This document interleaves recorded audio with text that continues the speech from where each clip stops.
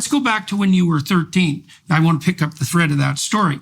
Okay, so you're seeing all this catastrophe, this chaos that you described that redounds to the benefit of the con men who are running the show, for example, and that is there to delegitimize Israel and the United States, and to redound to the credit, let's say, of the Iranians operating in the background. You're seeing all the consequences of this firsthand. You decide that for a variety of complicated reasons, you decide that you're going to face your fear of death. You have this graveyard next. You're going there to investigate and to experiment. What was the consequence of doing that for you? And then how does that tie in with your transformation of worldview over time? When I was very young, and this is stuff I don't like to talk about because I choose not to be a victim. And also I don't like to become vulnerable because people think that you are weak. Stuff that I don't have to talk about, but I think there is no way around it. Because many people ask, what motivates you and where are you coming from? When I was very, very young, I was raped. In a culture that would kill the rapist, but also they would kill the rape victim. So I never told anybody about that story. I never got any support. And how old were you? I was 5 or 6 years old when that happened. Now, I had to heal on my own, and it was a hell of a journey in a society that did not have mercy, that they preferred that I would disappear so I don't bring shame on them. Right. And I witnessed so many women being killed after being raped, that the father would prefer to kill his daughter to bury the shame with her, not to have to face the society that his daughter was raped. What type of mentality is this? What type of religion is this? And this is not just a culture. Okay. Does it reflect on his inability to protect her? Is that the source of the shame? No, it's his status. It's his status. It's the father of, he could not protect his daughter. Yeah. And now maybe the daughter is pregnant. This was before abortion, etc. Okay, the daughter is pregnant. What is he going to do with the child? No, he prefers to kill the daughter. He does not want to go even to the degree that his grandchild is a result of a rape incident. So, and from the 7th century in Islam or in Arabia, they killed infants. So when I say sacrificing children, this is not coincidental. It's rooted in that culture.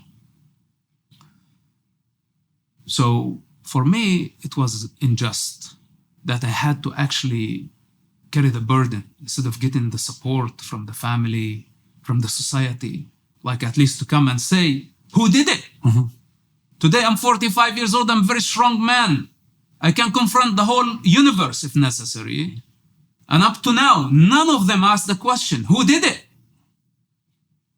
And by the way, I had the power to kill the predator down the road. He's probably living in a nightmare. Why I didn't actually harm him? Because later on, I got lots of power, even when I was back in the territory, but I chose not to. Instead of going after the rapist, I went after the belief system. And this is where I need to create the change. I see. So what's so-called Islam, and I know this is very sensitive topic. If the belief system, if Allah thinks that the rapist and the raped are equal and they deserve the same punishment, then this God does not have authority over my life. And this is where I start questioning the entire belief system, and I rebelled. How come you're still alive? Well, they tried to kill me, and they're still trying to kill me. I bet. They have been trying to assassinate me politically, at least. All these progressives and Muslim Brotherhood wearing all type of masks in the United States. They have been trying to discredit me, so I cannot even speak for myself, to defend myself. because I'm speaking on behalf of all the wounded children in the region. And I know their game, and I know they don't care for the children. Instead, my father sacrificed me. He said, this is not my son, and I don't know him. If you want to kill him, his blood is allowed. So when you have to choose between a hypothetical God that does not even exist and the future of children or your own child, well, we have a fundamental problem here. Then you come posing to tell the rest of the universe that Islam is a religion of peace. Well, no, we have a big problem here. We have to talk about it. And when I start talking about this, I got canceled. We have a big election coming up, and there's a lot at stake. But here's something to consider. Regardless of who's sitting in the White House or in Congress, the fuse on the economy has already been lit. 4 years of a conservative presidency won't be enough to turn the tide on our $35 trillion in national debt. And if the left wins, well, it's like throwing gas on a dumpster fire. Now, you don't have much control over the election's outcome, but you can protect your savings by diversifying now into gold with help from my friends at Birch Gold. That's right, for millennia, gold has stood firm in the face of greedy governments, economic upheavals, and it can protect you now. Birch Gold will help you convert an IRA or 401k into an IRA in physical gold. And the best news is it doesn't cost you a penny out of pocket. Think about this. In the past 4 years, the buying power of the US dollar has declined, while the price of gold has increased 40%. Coincidence? I think not.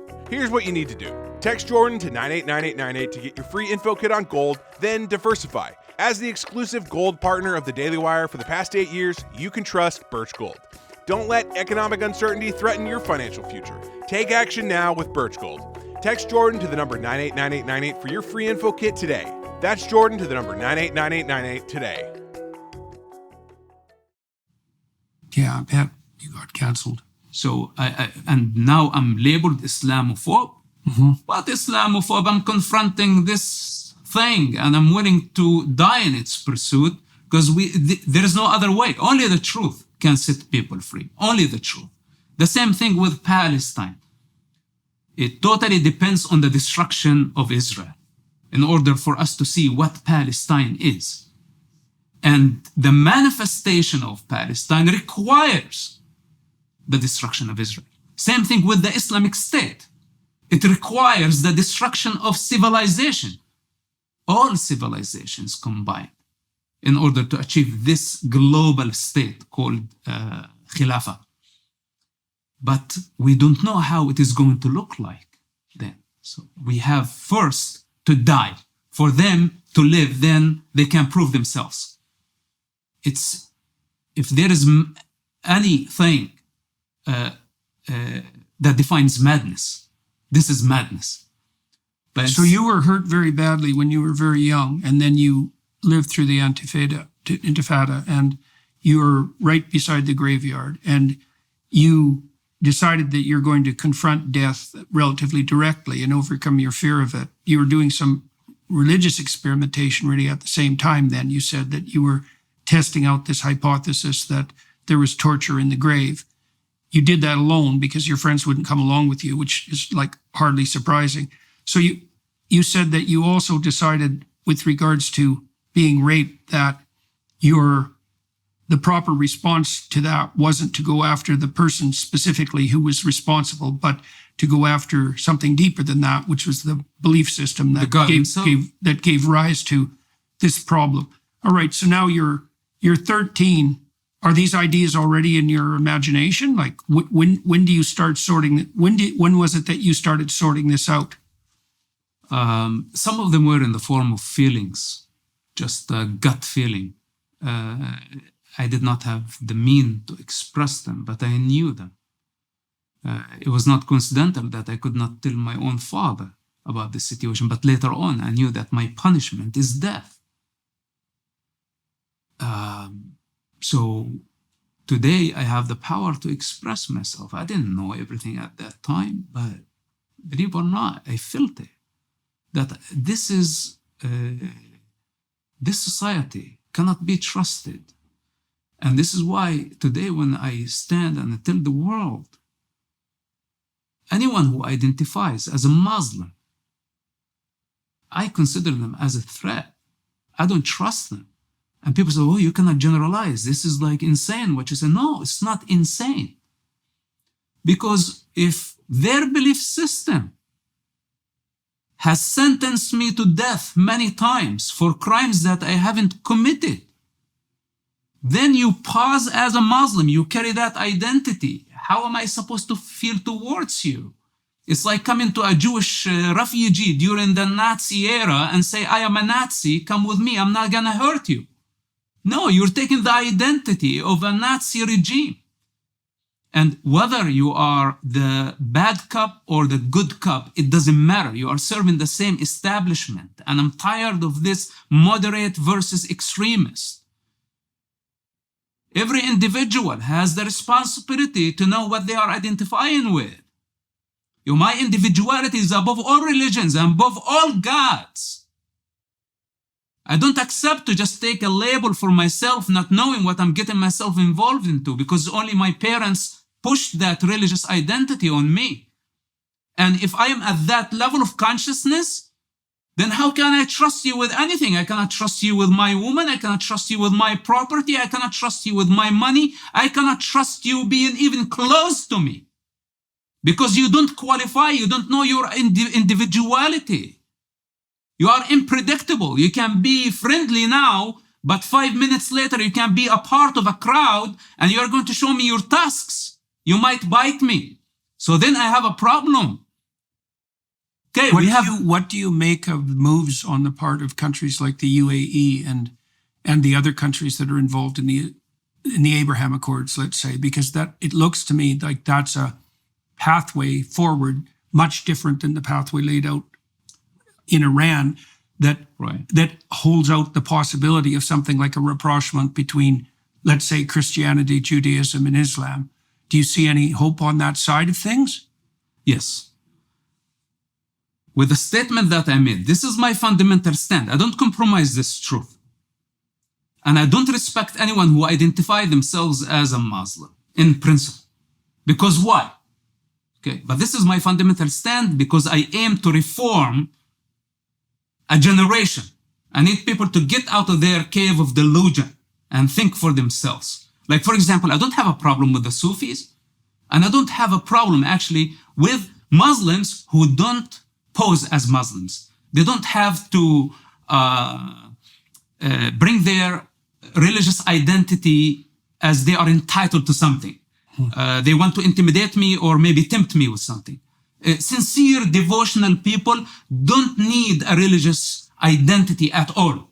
And those exist in the Arab and the Muslim world. But also hypocrisy is the other side of the coin. I just did a seminar on the Gospels with some scholars, the same group that I walked through the story of Exodus with. We spent 20 hours going through the Gospel accounts, and the biggest enemies of Christ are the religious hypocrites. That's the Pharisees in that story.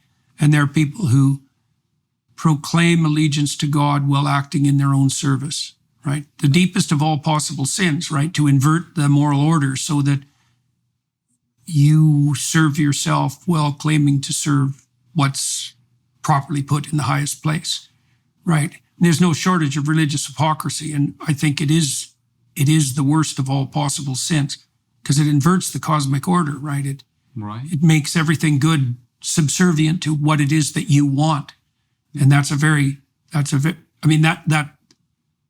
that can be, obviously, that's a problem faced by any religious system because any religious system can become overrun with hypocrites.